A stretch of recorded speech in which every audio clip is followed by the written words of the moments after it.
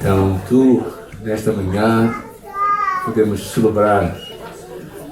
Tu, se conheces Jesus, tu és filho, filha de Deus. E não há coisa mais preciosa do que isso, não é?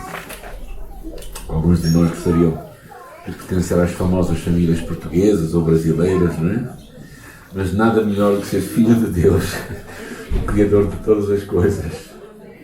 De termos os nossos pecados perdoados, de termos o nosso livro escrito, o nosso nome escrito no livro da vida, termos acesso a conversar com Deus, saber que Ele está perto de nós, saber que Ele é Emmanuel, Deus connosco sempre.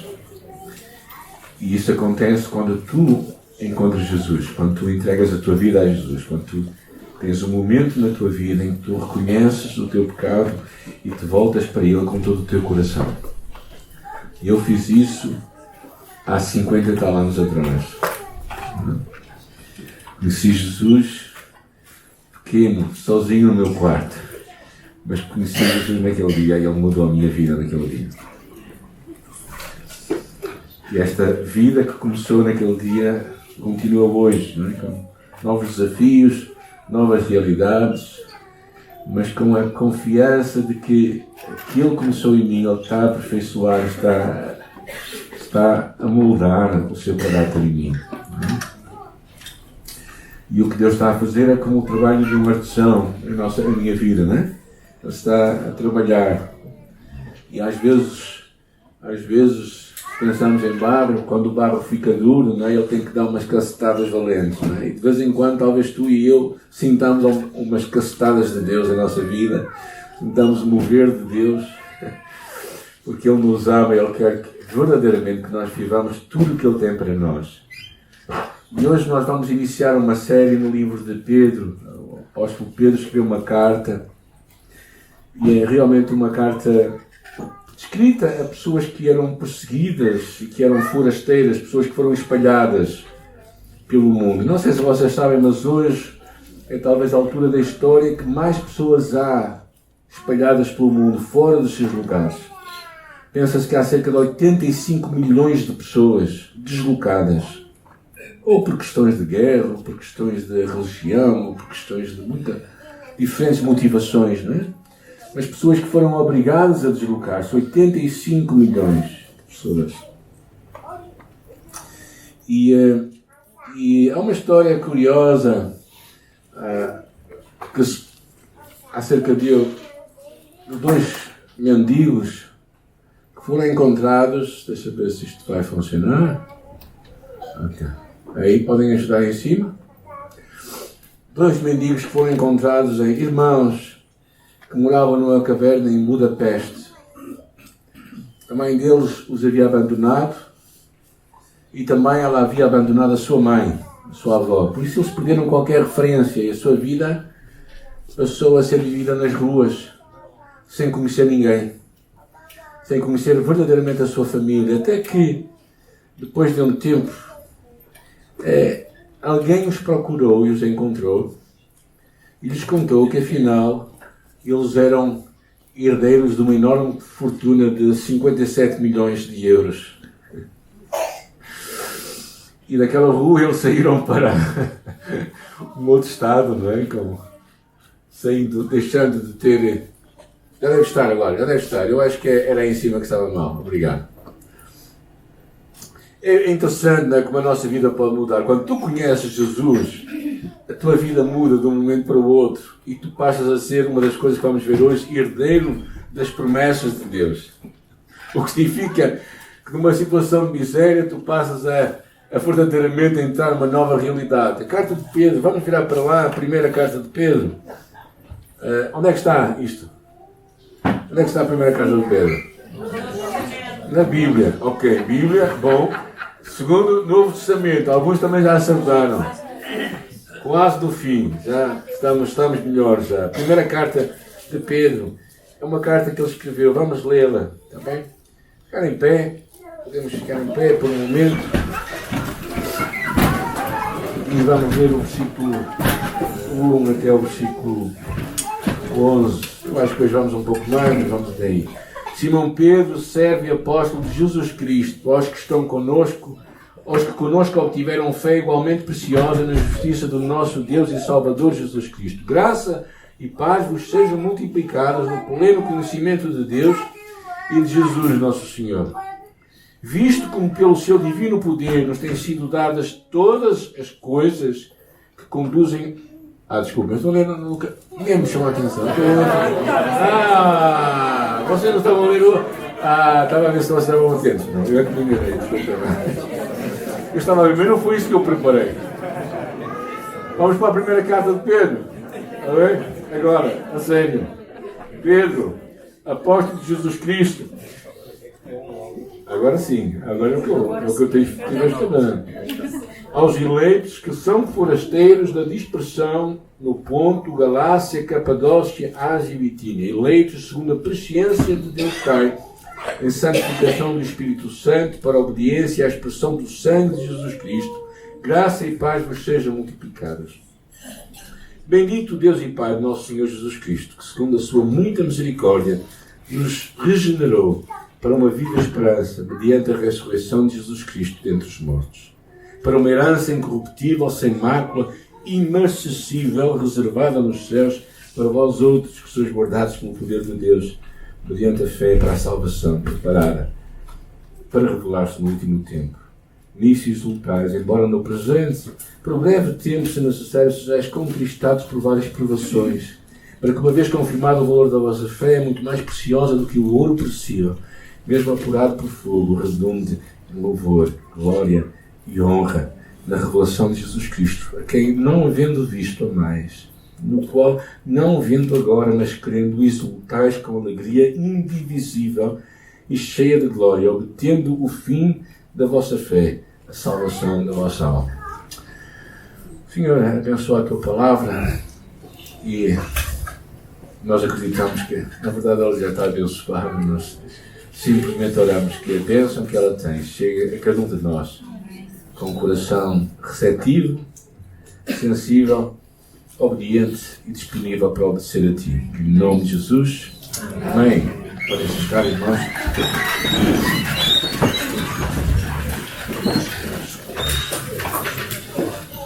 Então, carta do apóstolo Pedro a estes forasteiros.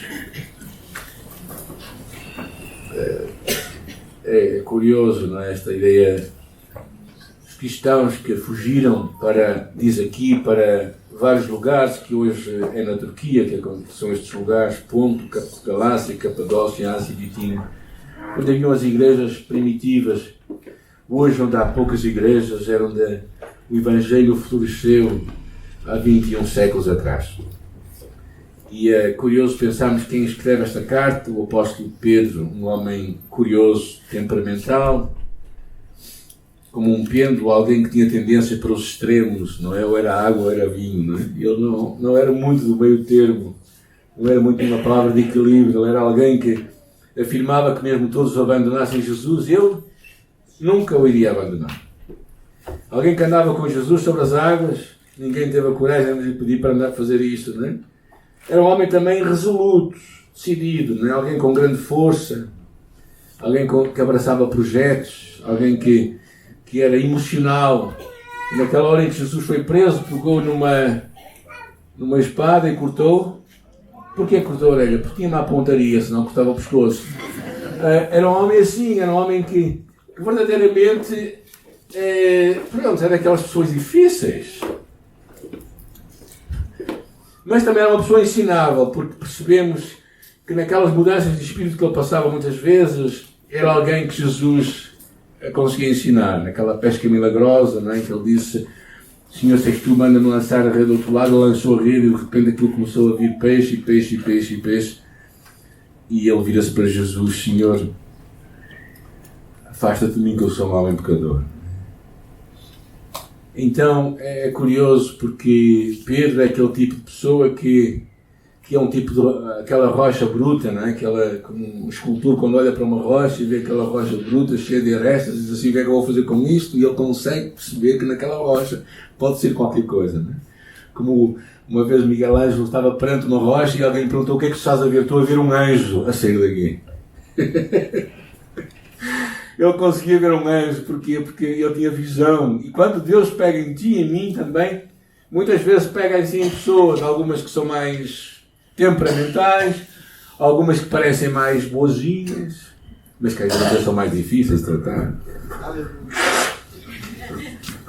Mas Pedro era este homem, o escritor desta carta. E escreve a quem? Diz aqui aos forasteiros da dispersão. Eram pessoas que estavam na diáspora por causa da perseguição em Jerusalém, estavam afastados, perseguidos. E é interessante esta ideia de forasteiros com uma nacionalidade estrangeira e sem residência fixa, ou seja, sem um visto temporário. Alguém sabe o que é isto? Ok, mas esta é a realidade para esta gente que não tinha um visto temporário. E viviam esta realidade que eu acho que todos nós cristãos temos que aprender a viver, que é entre o aqui e o amanhã. Ou seja, o nosso verdadeiro lar não é este. Há uma tensão entre a eleição de Deus, mas também a nossa peregrinação aqui na Terra. O facto de nós sermos e não sermos deste mundo. Então eu acho a ideia de que tu estás a ir a caminho de um lar que vai ser definitivo para ti. E esta era a ideia, por isso é que eles também eram forasteiros. Mas uma coisa que ele também diz aqui, que é muito interessante, que eles são eleitos. O que é que quer dizer eleito? Escolhido. Sabem aquela altura em que nós fazemos jogos lá? Aqueles jogos quando éramos crianças, íamos sendo escolhidos, não é? Não sei qual era o vosso lugar quando eram escolhidos, não é? Eu quase sempre era para o final. Quando era para futebol eu não era grande espiga. E então eu ficava naquela escolha última, não é? Aquela última escolha. Mas é interessante, aqui está eleitos, escolhidos. Então aqui há muita riqueza nesta passagem. A primeira coisa que eu quero falar é acerca da vida, não é? Vive a vida com esperança, que inicia neste novo nascimento. Não é? Diz aqui, segundo a sua misericórdia, versículo 3, nos... O que é que diz a vossa Bíblia? Ajudem-me lá. Gerou de novo, ou regenerou. Gerou de novo. Deu uma nova vida. Esta ideia que ele volta a repetir depois no versículo 23, mais à frente, diz, pois fostes regenerados, não de semente corruptível, mas de incorruptível. Então há um episódio que tu e eu temos que passar, que é este sermos gerados de novo, este novo nascimento. Enquanto tu não nasces de novo, não podes ver o reino de Deus. Pode ser a melhor pessoa do mundo. Jesus teve um encontro com Nicodemos, um líder religioso, um homem às direitas. Mas Jesus, olhando para ele, diz assim, importa-te nascer de novo. E aquilo dá uma volta à cabeça de Nicodemos, porque disse, como é que eu, sendo velho, vou outra vez entrar no ventre da minha mãe? E Jesus lhe disse, uma coisa é nascer da carne, outra coisa é nascer do Espírito. Então tu tens que nascer de novo. Enquanto não nasceres de novo, a mensagem que eu vou pregar pode ser muito eloquente e muito boa, mas não vai servir para ti. Porque esta mensagem é para gente que nasceu de novo. A carta é para os regenerados por Cristo Jesus. Então eu quero te encorajar, logo no princípio, a perceber esta importância de nascer de novo. E diz aqui, pela sua muita misericórdia. Ou seja, pelo favor imerecido de Deus para com os pecadores. Ou seja, tu não és melhor do que ninguém. Nem eu sou melhor do que ninguém. Cristo teve que ter misericórdia por nós. Como fomos lembrados todos aqui. Quando nós éramos seus inimigos, Cristo morreu por nós. E diz aqui, pela sua misericórdia, nos regenerou. A misericórdia de Deus, esta compaixão de Deus, nos levou para uma experiência de salvação. É interessante o versículo 10, não é? Que diz assim, a respeito desta salvação que os profetas indagaram e inquiriram, os quais profetizaram acerca da graça a nós outros destinada, investigando atentamente qual a ocasião ou quais as circunstâncias oportunas, indicadas pelo Espírito de Cristo que neles estava, ao dar de antemão testemunho dos sofrimentos referentes a Cristo e sobre as glórias que os seguiriam. A eles foi revelado que não para si, mas para vós outros, ministravam as coisas que agora foram anunciadas por aqueles que pelo Espírito Santo enviado do céu vos pregaram o Evangelho. Coisas essas que anjos andavam por escutar. Ou seja, essa salvação foi algo que foi investigada, indagada, procurada pelos profetas durante muito tempo. E eles procuraram descobrir aquilo e ele está a dizer, não foi para eles, era para ti, era para nós. Era para nós. O plano de Deus era uma coisa que estava desde o princípio. E diz aqui, é interessante, falando acerca dos anjos, coisas que os anjos anelam para escutar. Ou seja, o Wesley dizia um cântico que nem mesmo os anjos nunca poderão cantar. É a tua e a minha salvação. É o facto de Deus nos redimir, de Deus vir ao nosso encontro. Um mistério que os profetas e anjos queriam conhecer, mas não entenderam. Investigaram acerca daquela graça que nos foi destinada a nós. Mas a ti e a mim foi-nos revelado e foi-nos oferecido esta graça maravilhosa que é a graça de Jesus. Amém? Amém. Graças a Deus. Gente, se tu não nasces de novo, tu não vais ver o reino dos céus. E esta é a primeira grande mensagem. Esta carta é escrita para gente que nasceu de novo, que tem uma viva, e uma viva, diz aqui também, esperança. Este é o segundo tema que eu acho curioso aqui, não é? Regenerou para uma viva esperança. E claro, nós temos que pensar que estas eram as pessoas que estavam a viver perseguição. Como é que alguém perseguido pode ter esperanças? Estas são as palavras de um homem que estava a ser morto na altura da Inquisição na Inglaterra, Latimer. E ele diz assim: estamos a acender uma fogueira na Inglaterra, pela graça de Deus que jamais se apagará. E começou um avivamento enorme, porque homens e mulheres acreditavam que a mensagem que carregamos é mais importante do que a vida que a carrega. E por isso, estes irmãos também que estavam a viver perseguição, que estavam a viver lutas e dificuldades, que estavam a viver foragidos sem... Eu não consigo me imaginar nos pés daquela gente que vive em Gaza. Não me consigo imaginar nos pés daquela gente que fugiu da Ucrânia. Não me consigo imaginar em muitos ambientes em África. Não me consigo imaginar lá. Não me consigo imaginar o que é estar a viver todas as noites sem conseguir descansar a cabeça, sem conseguir ter paz no meu coração. Não me consigo imaginar o que é estar longe da minha família, da minha terra, da minha língua, de não falar aquilo que eu consigo falar e ter o conforto mínimo. Não me consigo imaginar aí. Mas a verdade é que aqueles cristãos que estavam forasteiros, eles sabiam que havia um destino final muito maior. E era isso que os movia. E eu creio que é isto que também nos pode trazer grandes mudanças ao nosso coração. Porque tu e eu esperamos Cristo não somente nesta vida, mas também e principalmente na vindoura. Cristo ressuscitou para que tu e eu também ressuscitássemos e que tivéssemos a certeza de que a tua vida e a minha vida não se destina simplesmente aqui.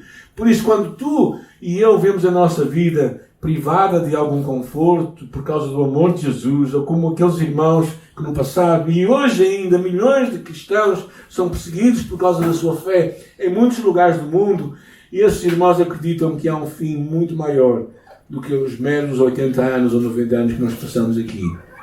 Eles acreditam nisso. E tu acreditas? Verdadeiramente acreditas?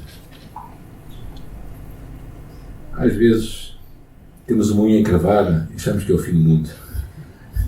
Às vezes passamos uma dificuldade, uma dor de cabeça e pensamos que o mundo terminou. A esperança que nos move é uma esperança que nasce da vida em Jesus Cristo. E pela sua morte conquistou para nós salvação. E se tu pensares que para que tu tivesses vida, Cristo teve que morrer por nós, isso devia nos fazer equacionar muitas vezes as nossas próprias escolhas e as nossas próprias queixumes e lamentos e iras e muitas outras coisas. A terceira coisa que a vida nos traz, diz aqui que ela nos traz uma herança. Não sei se você já recebeu. Alguém já recebeu alguma herança? Não, graças a Deus. Não? Não. Eu já recebi herança. Alguns já receberam de herança, não é? Receber de herança é boa, quando ela é positiva, certo? Que agora também às vezes temos que renegar a herança que recebemos se ela for um bocado envenenada, não é? Mas a herança é interessante, não é? Diz que Ele nos deu vida para uma herança. Ele fala aqui uma série de características muito interessantes. Não é? A herança, primeiro, incorruptível. Quer dizer que ela não é contaminada pelas forças externas. E diz sem mácula, quer dizer que ela não é contaminada pelas corrupções internas. E diz imarcessível, quer dizer que nada faz perder o seu valor ou a sua beleza. Como às vezes uma flor perde a sua fragrância, não é? E depois ele diz que está guardada no céu e que nos traz uma alegria após um breve sofrimento. Esta ideia da herança é muito interessante, porque basicamente, quando tu pensas nos forasteiros que viveram longe de uma realidade que era o seu conforto pessoal, longe das suas terras, das suas famílias, eles não tinham grande expectativa quanto à herança. Tudo aquilo estava comprometido. Mas o que Pedro está aqui a falar é que realmente há uma herança muito maior que ninguém pode tocar e que ninguém vai poder fazer diluir o valor. Que é esta herança que Deus tem para aqueles que o amam. E isso devia os motivar muito. Devia trazer esta convicção de que tu e eu somos herdeiros de Deus e co-herdeiros com Cristo, não é? E há esta segurança teológica, uma experiência com Deus. Mas depois ele fala de uma coisa que tu e eu não queremos ouvir. Diz assim, eu não quero ouvir. Alguém pode falar comigo? Eu não quero ouvir? Ok, pronto. Então é isso que vamos ouvir. É o sofrimento. O sofrimento que é parte da nossa caminhada com Deus. E claro, há sofrimento que vem de muitas formas. Há sofrimento que vem das nossas más escolhas. Há sofrimento que vem das escolhas dos outros. Por exemplo, estás a ver como se tem uma criança em casa durante a noite e ela acorda às 3 da manhã aos berros e fica ali durante umas horas a chorar. Então isso é sofrimento que os outros provocam em ti. Mas há um sofrimento que vem muitas vezes da nossa caminhada com Deus, das nossas escolhas para seguir Jesus. E é isso que ele fala, não é? Ele diz, nisso exultais no presente, por breve tempo, se necessário, sejais conquistado por várias provações. Fala acerca do papel do sofrimento. O sofrimento, dizia Filipenses, coloca-nos ao pé da cruz, e a cruz é a porta do reino dos céus. Isto tem-me feito pensar muito, não é? A cruz é a porta do reino dos céus. Por isso Jesus disse, se alguém vier após mim, tome a sua cruz. E cruz não é necessariamente um sofrimento físico, uma doença que às vezes as pessoas pensam, ou simplesmente problemas que nós temos. A cruz tem a ver muito com uma escolha para seguir Jesus, com uma determinação para fazer o que Ele tem para nós. Estamos ao lado dele e perguntamos ao Senhor, Senhor, onde é que tu estás, para que eu esteja aí também. Conta-se um livro que Filipenses escreve, que é Os Sons da Fé, que conta um testemunho de um homem chamado Eric Wise, na aula de sofrimento no campo de concentração nazi, e a morte de 2 homens e uma pequena criança numa forca. Perante aquelas 3 mortes de 2 homens e uma criança, perante a violência dolorosa deste ato, e em particular a morte de uma criança que é mais longa porque o seu peso é mais leve, alguém perguntou, onde está Deus? E uma voz dentro dele respondeu, Ele está mesmo aqui, pendurado nas forcas. E por mais difícil que tantas vezes seja o sofrimento, são oportunidades para tu conheceres Deus de outra forma, que de outra maneira não o conheceríamos. Porque às vezes todos nós sabemos que é nas dificuldades e nas lutas e nos problemas que nós conhecemos e crescemos mais. Certo? É naquele momento em que a criança começa a andar, em que ela está com medo de andar, parece estar ali bêbada quando começa a andar, não é? E ela cai ao chão e nós, coitadinho da criança, mas nós sabemos que isso é importante para que ela avance. E na vida também muitas vezes é assim, não é? A herança que nós temos virá após este momento temporário. E por isso o apóstolo Pedro, ao escrever estes irmãos, estava-lhes a lembrar esta realidade, esta vida nova que eles tinham, este novo nascimento que eles tinham experimentado, que trazia-lhes esperança, trazia esperança no seu coração, mesmo que eles fossem forasteiros e tivessem a passar por dificuldades. E também, ao mesmo tempo, lhes dava uma convicção profunda, que eles eram herdeiros de uma herança que ninguém iria poder tocar. Não havia homem algum, exército nenhum, que poderia impedir que eles recebessem aquela herança, que não iria desvalorizar, porque as ações estão a desvalorizar, ou porque a moeda está a ficar cada vez mais pequena, mas verdadeiramente queria manter o seu valor e a sua beleza. E claro, quando lembramos alguns homens da Bíblia e pessoas que tiveram uma experiência com Deus, como por exemplo Jó, depois de passar aquele momento todo de perdas, ele diz, não é? Ele diz claramente que agora os meus olhos te veem.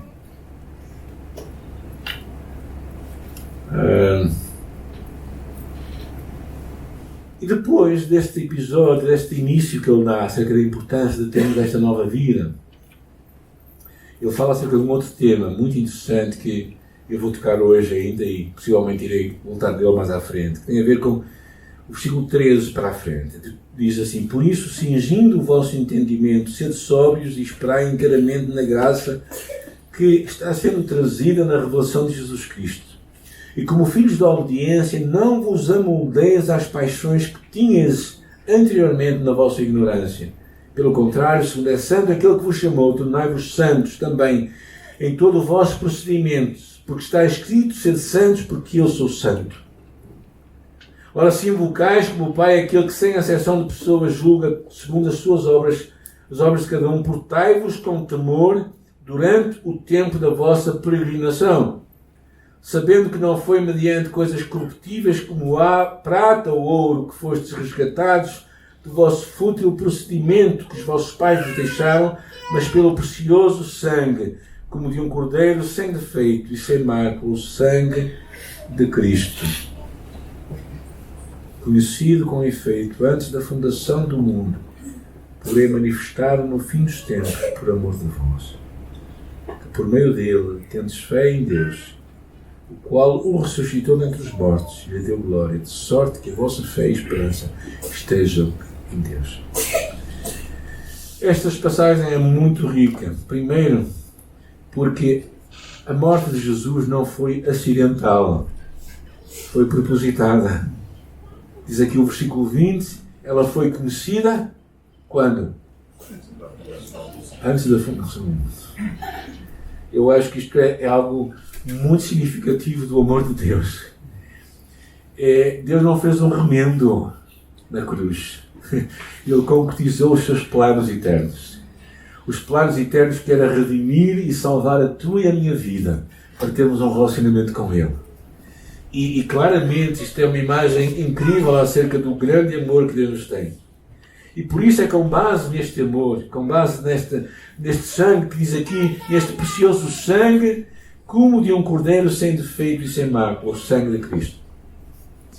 E claro, nós temos aqui uma falta de conhecimento muito grande, teu e meu, porque não vivemos no Velho Testamento, não vivemos o que a realidade de um judeu tinha. Os judeus todos os anos, uma família judaica todos os anos, se eram tementes a Deus, levavam um animal, seja ele qual for, de acordo com as posses que tu tinhas.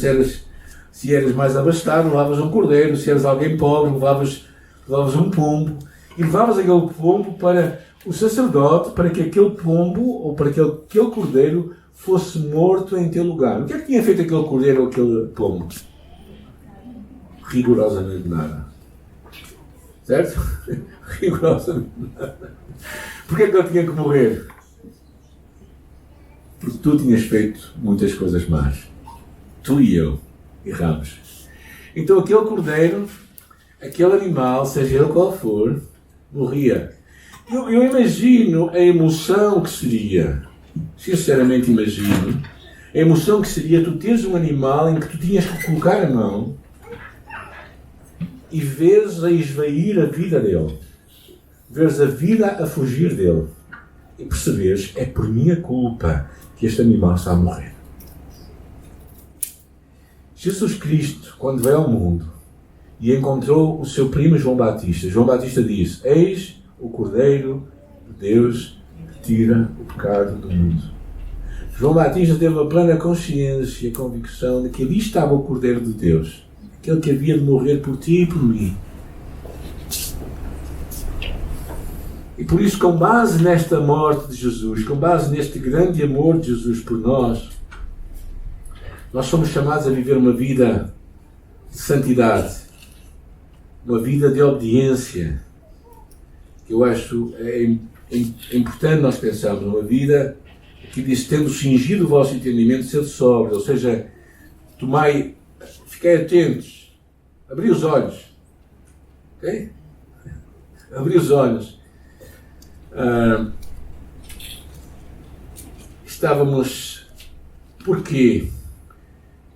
E diz assim: esperai inteiramente na graça que vos está sendo trazida na revelação de Jesus Cristo. Uma vida santa precisa de uma determinação. Estarmos despertos para perceber como é que o mundo em que tu e eu vivemos nos está a contaminar, nos está a trazer imagens à nossa mente, não é? Ensinos que são ensinos de demónios, como aqueles que os nossos filhos ou netos estão a apanhar nas escolas, não é? Que agora tu podes escolher o sexo que tu queres ser. Como já não dá certa confusão toda que nós tínhamos, ainda vem com essa agora. E tantas confusões. Este é o mundo em que tu e eu vivemos, não é?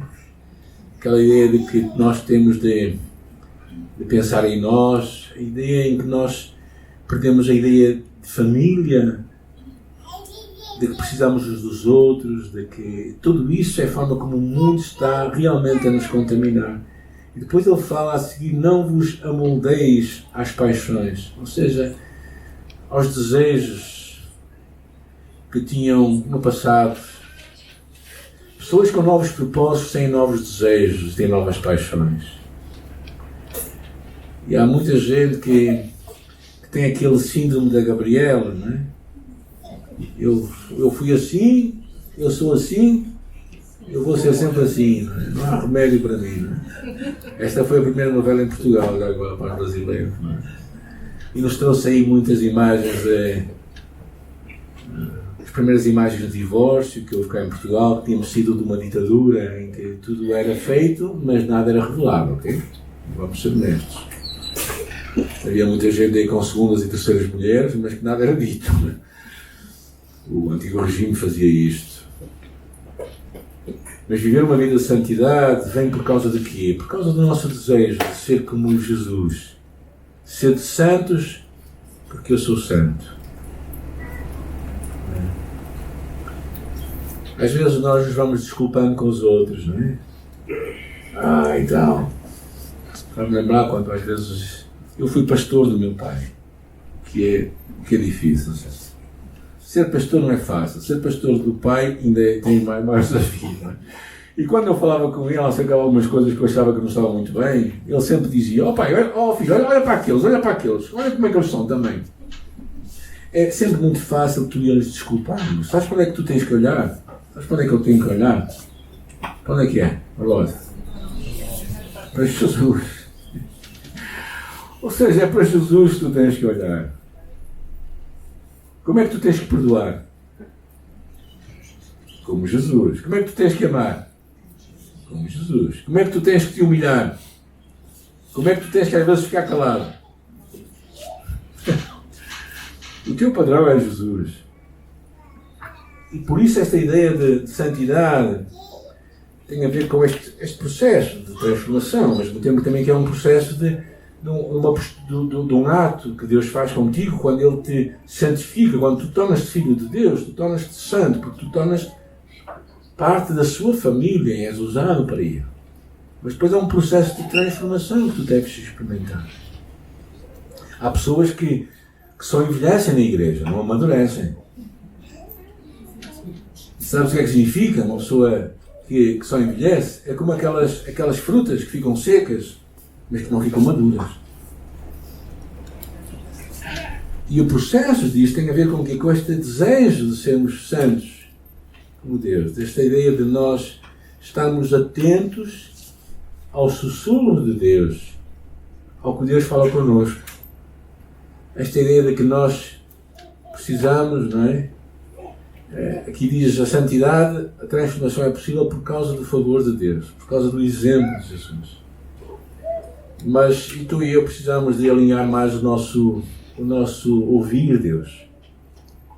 Perceber em algumas alturas, em nos perguntarmos a Deus como é que nós estamos, como é que está o nosso coração, ouvirmos Deus falar connosco. Mas eu não vou pedir perdão porque a outra pessoa também me fez mal. Certo? Não, errado. Às vezes nós impedimos um trabalho de Deus na nossa vida porque nós não queremos ouvir Deus falar connosco. E por isso a santidade não acontece em nós. Somos as mesmas pessoas que sempre fomos. Somos salvos à rasquinha. Desculpem a expressão. Salvos mesmo pela graça de Deus. Porque se fosse por nós não seríamos salvos. Então, o apóstolo Pedro faz aqui uma coisa muito interessante, que ele faz-nos parar e diz: lembra-te do alto preço que foi pago por ti. Dizia Stud: se Cristo é Filho de Deus e morreu por mim, nenhum sacrifício é grande demais que eu possa fazer por ele. Quando tu pensas no amor de Deus por ti, quando tu pensas no quanto Ele levou a tua culpa, a minha culpa, a única resposta viável, plausível, possível, é dizer: Senhor, eis-me aqui. Toca a minha vida, Senhor, toca o meu coração, toca a minha alma, toca o meu pensamento, toca os meus pés, para que eu viva os teus propósitos em mim.